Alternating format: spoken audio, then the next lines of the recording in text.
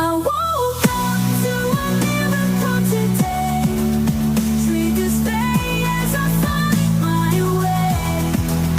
No judgment to lead astray. In this peaceful state I'll stay. Welcome to A Course in Miracles in Practice by the World Harmony Project. Today we're doing an exploration of a concept that, on the surface, seems pretty simple. But it actually revolutionizes the entire way you might think about your spiritual journey. Absolutely. We're looking at Lesson 318, and its core statement is, "In me, salvation's means and end are one." And this idea immediately, right out of the gate, challenges what most of us assume about any kind of spiritual practice or even self-improvement. Right. The usual framework is so linear. You think, okay, I'm going to do this practice today. Meditation, affirmations, forgiveness, whatever it is. That's the means. And then someday down the line, if I do it enough, I'll get the end. The goal, which might be peace or enlightenment or just feeling whole. That's how everything else works, right? If you want to run a marathon, the end goal, you have to use the means of training for months. Or if you want a clean kitchen, you have to scrub. We just apply that same logic to our inner world. We think, okay, I have to suffer through this effort now so I can finally get some peace later.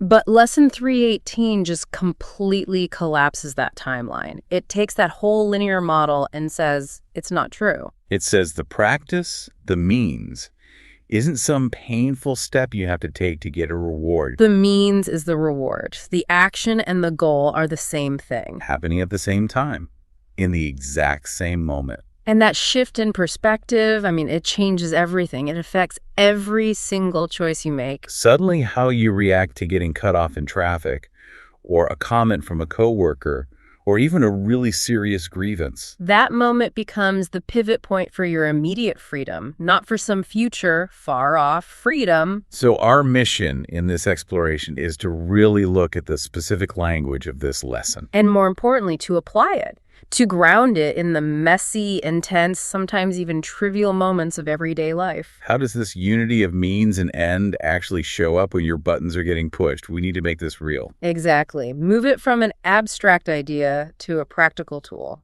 Let's start by just reading the lesson in full. It's important to have the precise language as our foundation. Lesson 318.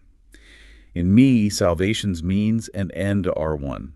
In me, God's Holy Son, are reconciled all parts of heaven's plan to save the world. What could conflict when all the parts have but one purpose and one aim? How could there be a single part that stands alone, or one of more or less importance than the rest? I am the means by which God's Son is saved, because salvation's purpose is to find the sinlessness that God has placed in me. I was created as the thing I seek. I am the goal the world is searching for. I am God's Son, his one eternal love. I am salvation's means and end as well. Let me today, my Father, take the role you offer me in your request that I accept atonement for myself. For thus does what is thereby reconciled in me become as surely reconciled to you. Okay, that is, it's quite dense. It's packed with a lot of specific terms. It can feel a little lofty, a bit removed from, paying bills and getting the kids to school. Absolutely. So before we even get into the applications, we have to clarify the terms. We need to be very specific about what the lesson means by means and end. This is fundamental. If we don't get this part right, the whole revolutionary point of a lesson is just lost. It's just more nice-sounding spiritual words. And these are not general ideas. They have very precise meanings in this context. So when the lesson talks about the means, it's talking about the method, the how. The practice itself. And for us, in this framework, that means is always forgiveness. And we have to be clear, this isn't the kind of passive, oh, I guess I forgive them kind of thing. No, it's an active internal process. It's the decision to let go of a judgment you're holding. It's the release of a grievance. It's that conscious shift you make away from thoughts of attack or anger or being a victim. And toward just a willingness for peace. Forgiveness is the action. It's what you do. Okay, so that's the means. Now, the end.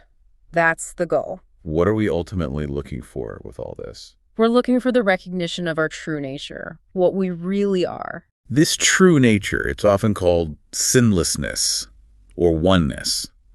But that's just language for the simple awareness that your intrinsic value, your worth, has never been damaged. regardless of what you've done or what anyone else has done to you. So salvation here isn't about being rescued from some future damnation. Not at all. It's about waking up to the truth of what you already are. It's the recognition of a wholeness that's already there. So putting it all together, the core synthesis of Lesson 318 is incredibly direct. Forgiveness. The means and the experience of that true, undamaged nature, the end. They happen in the exact same moment. They are not one after the other. They're synchronous. I like to think of it like flipping a light switch. The action of flipping the switch is the means. And the room being instantly full of light is the end. There's no delay. There's no time lag between the action and the result. If you flip the switch and the light doesn't come on. It means the flip wasn't complete, or there's a block in the connection somewhere. Exactly. If genuine forgiveness is offered, the experience of peace, that recognition of wholeness, is the instant and unavoidable result. And this is where we have to be grounded. When we use a word like sinlessness, it's not some mystical state. No, we're just talking about recognizing your fundamental, unchangeable value. Because most of us operate from this deep-seated belief that we're flawed, that we're damaged goods, or unworthy. But you have to earn your peace. Precisely. The ego's whole journey is based on lack and separation. Yeah. So it tells us that the end, that wholeness, requires this endless agonizing effort. Years of struggle before you're finally deemed worthy of arriving at peace. But the moment you actually use the means, the moment you forgive, you interrupt that whole system. You realize the struggle itself was the block, and removing the block is the arrival. The second I stopped judging the person who wronged me, or, and this is the big one, the second I stopped judging myself for having been wronged, The experience of being undamaged just floods in. the peace I was searching for isn't earned, it's just revealed. The act of revealing and the thing being revealed are one and the same. And we have to stress, this happens internally. We're always looking for external proof that our practice worked. We want the other person to apologize. We want the situation to change. But the lesson is about an instantaneous internal salvation. The end is experienced not when the world changes, but when your internal judge goes silent. That really deepens the definition of the means, too. Because if forgiveness was just about letting someone else off the hook, well, that can feel like a really tough job. Painful duty. But if forgiveness is the direct, instantaneous path to my own freedom and my own peace, it stops being a duty. It becomes the most self-serving, liberating thing you can do for yourself in any given moment. It's a huge incentive. Why would you hold on to a grievance for one more second if that grievance is the only thing standing between you and the immediate experience of being whole? The suffering isn't proof that you're trying hard. It's proof that the means hasn't been fully used yet. Let's get into the messy reality of applying this. This is where the theory really gets tested. Right. The lesson has that line, I was created as the thing I seek. And that's a conceptual shock. It just stops you in your tracks.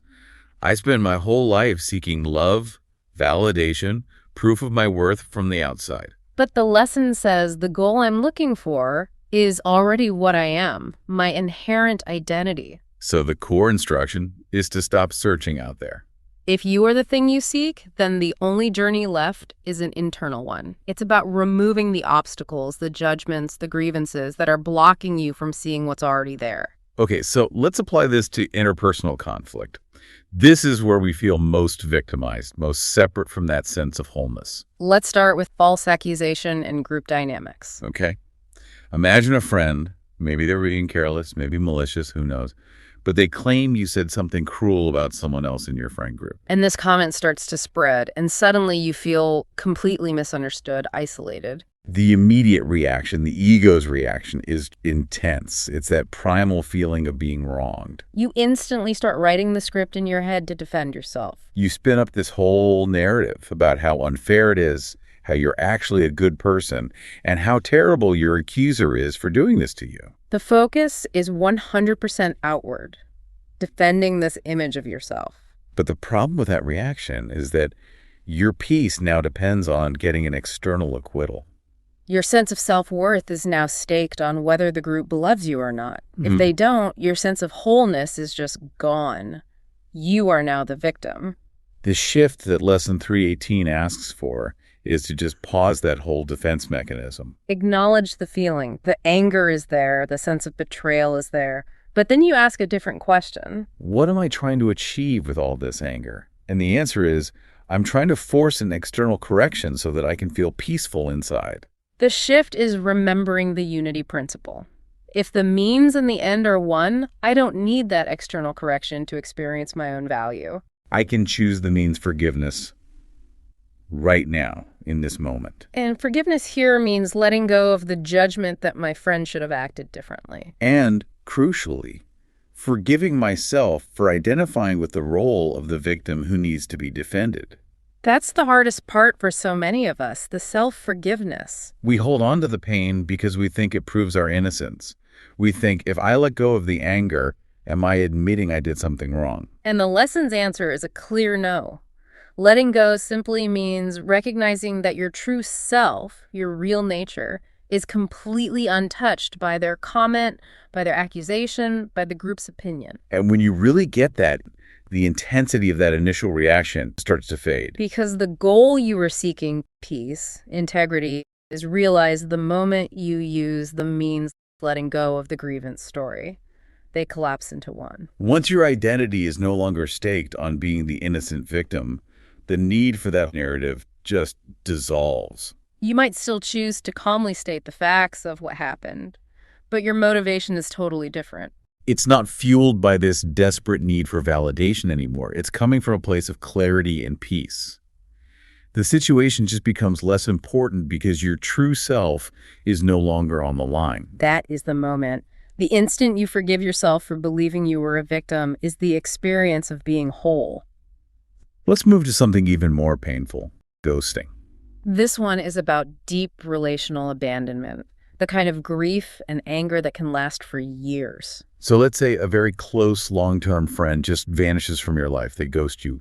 No explanation, no conversation, just gone. The pain from that is real. It's legitimate grief over a loss, and it's often mixed with rage at what feels like cruelty or cowardice. In that state, peace feels a million miles away.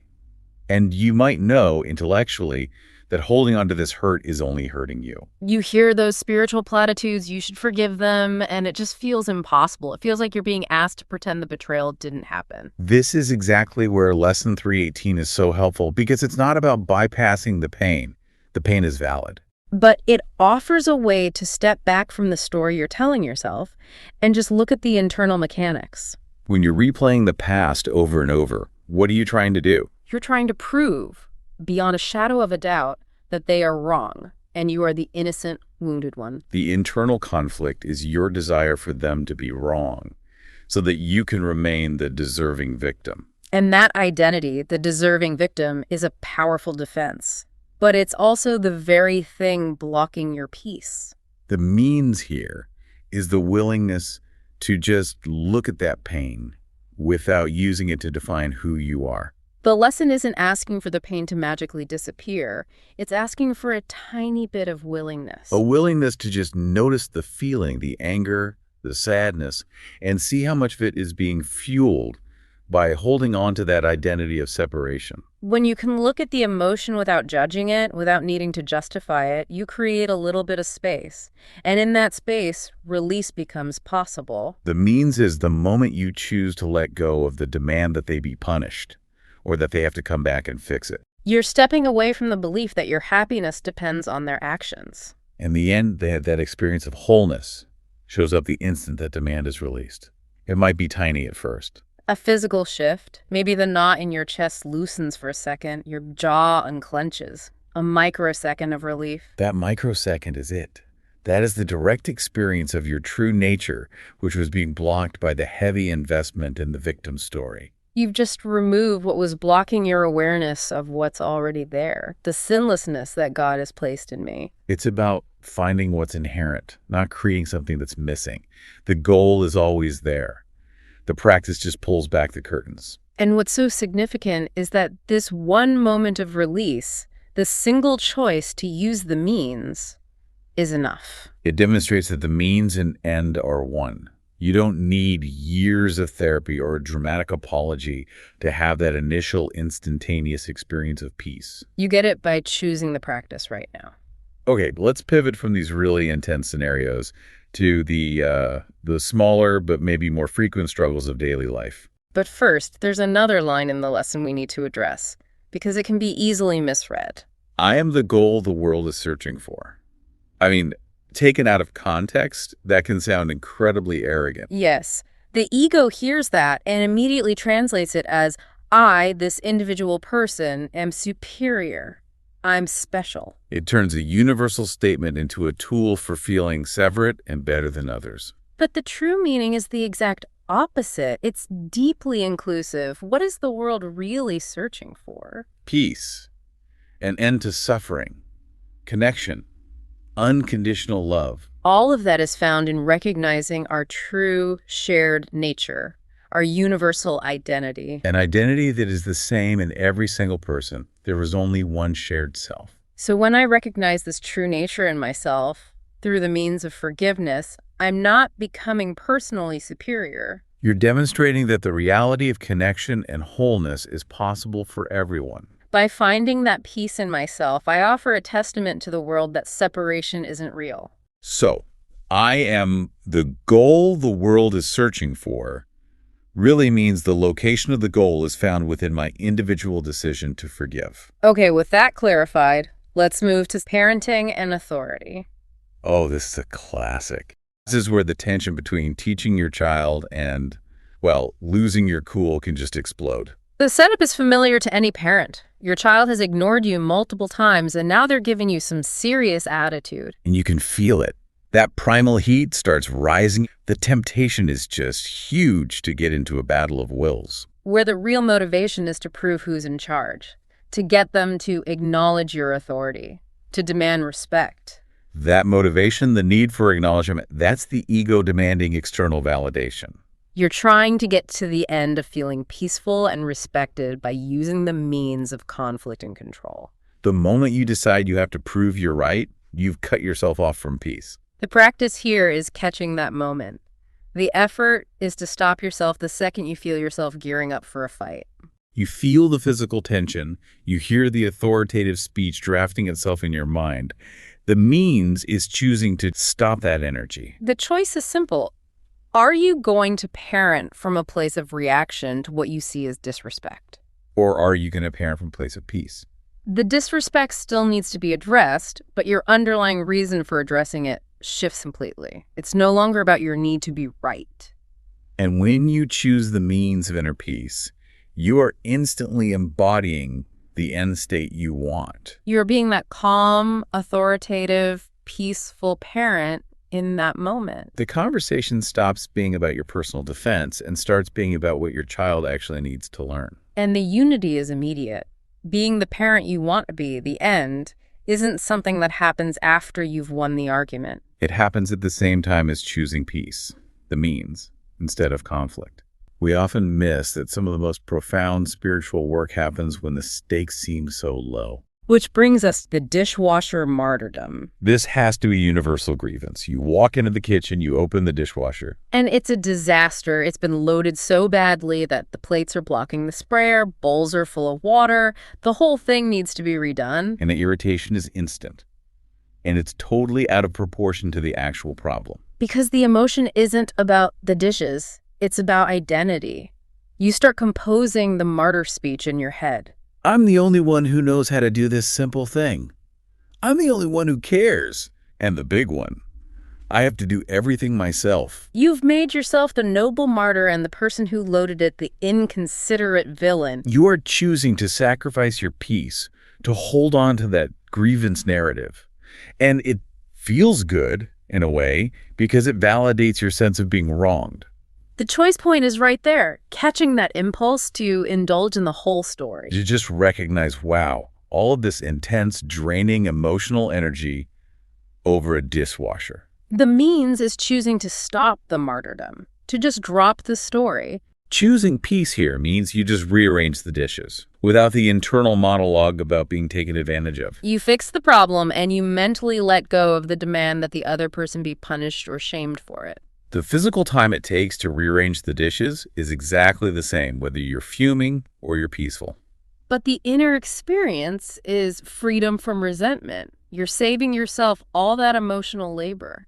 The means is letting the grievance go. The end is the immediate, tangible freedom from that self-imposed suffering. They are one. If you tell yourself you'll feel peaceful once the other person finally learns to load the dishwasher correctly, you've just postponed your own salvation. And the lesson says every single choice to prioritize peace, even over something as silly as dirty dishes, is a holy instant. It's the moment where the means and the end meet and become one. This really shows how revolutionary this teaching is. It completely denies any hierarchy of problems. Forgiving the deep trauma of abandonment is, spiritually, no more or less significant than forgiving the person who loaded the dishwasher wrong. Because the mechanism of forgiveness and the experience of the peace that results are instantaneous and identical in both cases. The teaching forces us to see that we are actively choosing our state of mind, moment to moment. If you feel separate or victimized or just annoyed, it's because you are actively choosing to maintain the belief that the grievance is more valuable than your peace. Which brings us back around to the concluding prayer of the lesson. It's an invitation to step into our role. Let me today, my Father, take the role you offer me in your request that I accept atonement for myself. And atonement here isn't about sacrifice or paying for sins. It's much simpler. It's the correction of a mistake. The mistake is the belief that we are separate, that we are damaged, that we are defined by what happens to us. So accepting atonement for yourself just means accepting the reality that you are already whole, already undamaged. It means taking on the role of the one who is already sinless, who is already an extension of perfect love. When you accept that role, the role of your whole, peaceful self, you are simultaneously using the means, the acceptance, and experiencing the end, the peace. This idea of instantaneous fulfillment is what makes the practice so efficient. You aren't working toward peace. You are realizing peace right now by letting go of the thoughts that are contradicting it. So whenever you find yourself searching outside for peace, waiting for things to change, for people to apologize, for your world to be perfect, you are just confirming that you still believe in that old linear journey. The lesson points you right back inside. The experience is internal, and it is instantaneous the moment you choose the means of forgiveness. It's worth really sitting with the responsibility and the incredible liberation in that idea. If the means and the end are one, then every choice I make about my thoughts of my immediate salvation, there's nothing holding me back. We've seen how this shows up in major conflict and in trivial irritations. The emotional mechanism is the same. The ego tries to maintain an identity as a victim or as superior through a grievance. And the choice for forgiveness interrupts that narrative and collapses the distance between where you think you are and where you want to be. The lesson gives us the blueprint. The fastest way to the goal isn't a long, hard road. It's immediate action. The holy instant is available right now, whether you're forgiving a traumatic event or just releasing your anger about the dishwasher. The act of release is the means, and the peace that follows is the confirmation of the end. This really changes how we measure success in our practice. Success isn't about how long you can stay in a perfect state of peace. It's about how quickly you notice you've slipped into grievance. And how willing you are to apply the means forgiveness to instantly get back to the end peace. We have to get past the idea that forgiveness is some big, heroic, one-time thing. It's a continuous, moment-by-moment process, a constant selection of your internal experience. Every time you catch your mind weaving a story of lack or victimhood, that's a new opportunity to experience that synchronous moment. And that unity is what proves the lesson's bigger point, that we are all unified with our source and with each other. If my peace is instantly available the moment I remove the block, then I must have been whole all along. The separation I thought was so real was just a story. The means proves the end. So that concludes our exploration of Lesson 318. In me, salvation's means and end are one. We've defined the terms. The means is the immediate practice of forgiveness, of letting go of judgment. And the end is the instantaneous experience of your true, undamaged nature, your wholeness and peace. The revolutionary teaching is that these two things are not separate events on a timeline. They are simultaneous. When you genuinely use the means, you instantly realize the end. The goal you're looking for is the self you already are, just waiting to be recognized the moment you let go of judgment. If you have stories of your own about these moments of unity, where you felt that immediate collapse of the means and the end, we would love to hear them. You can reach us by email or on social media. Here is the final thought we'd like to leave you with.